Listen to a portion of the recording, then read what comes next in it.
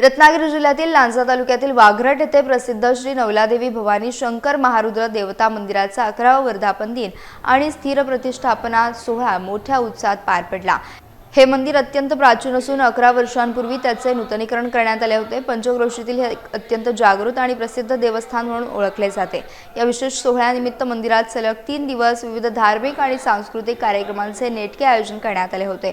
यामध्ये प्रामुख्याने गणपती पूजन, मुख्य देवतेची पंचामृत महापूजा, चंडी देवता स्थापना, अग्नी स्थापना आणि श्री सप्तशती पाठाचा समावेश होता। तसेच श्री सत्यनारायण महापूजेची कार्यक्रमाची सांगता झाली। या मंगलमयी सोहळ्याचा लाभ घेण्यासाठी लांजासह संपूर्ण जिल्ह्यातून हजारो भाविकांनी मोठी गर्दी लावली होती।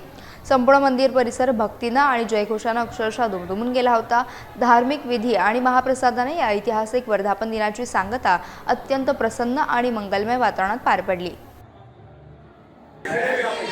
रत्नागिरी जिल्ह्यातील लांजा तालुक्यातील आणि हे वाघरट गाव आहे। या वाघरट गावामध्ये हे नवलादेवी समस्त आणखी ग्रामदेवता आहे, भवानी शंकर महारुद्र देवता आहे।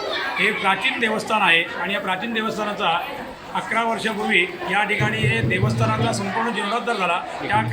आणि त्याचप्रमाणे या ठिकाणी ज्या सगळ्या देवी आहेत, या नवलादेवी, महालक्ष्मी, पावणादेवी, विठलादेवी आणि समस्त सगळ्या चराचर देवता यांची स्थापना केली, नवीन मूर्ती बनवल्या आणि त्याप्रमाणे आज 11वा आणखी आज वर्धापन दिन साजरा होतोय।